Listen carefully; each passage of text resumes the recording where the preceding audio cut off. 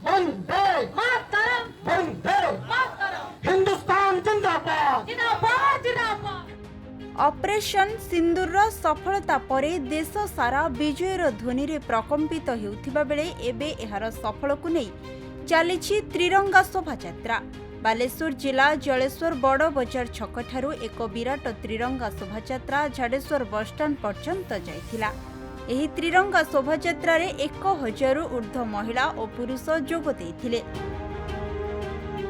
Operation सिंदूर सफलता slogan ने जलेश्वर सहर कंपी उठिथिला। एही शोभायात्रा पई एक प्लाटून पुलिस फोर्स मुतयन होइथिला।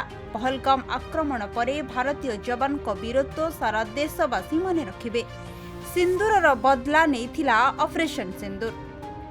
आज ये पराक्रम शोभायात्रा जो चली आज वीर जवान मानकर मनरे उत्साह वृद्धि करने एवं भारत वर्षर सम्मान रक्षा करने जो सिंदूर पराक्रम शोभायात्रा आज चली यार मूल लक्ष्य होची पाकिस्तान रे आतंकवाद को मूलपोच करवा एवं पाकिस्तान को उचित जवाब देवा एवं भारत मातार सम्मान रखापी नरेंद्र मोदी को नेतृत्व रे एवं तीन सेनार जवान माने जो भली भाव में आज भारत वर्ष को सुरक्षा देइचंती जो सम्मान देइचंती तांको मनोबल को वृद्धि करने आज सारा भारत वर्ष रे आज ये त्रिरंगा यात्रा चली सही भली आज जलेश्वर रे आज समस्त नेतृत्व रे समस्त सहयोग रे दलमत निर्विशेष रे युव छात्र महिला समस्ते आज खुशी रे आज त्रिरंगा यात्रा करुचंती एवं आज भारत मातार सम्मान पाई आज समस्ते आज निष्पत्ति एवं आमे एकताबद्ध भावे लड़िबा पाई पाकिस्तान विरुद्ध रे आमे आज एकजुट होइछु। भारतीय महिला मानकर सिंदूर छड़ाई नेबा प्रतिवाद रे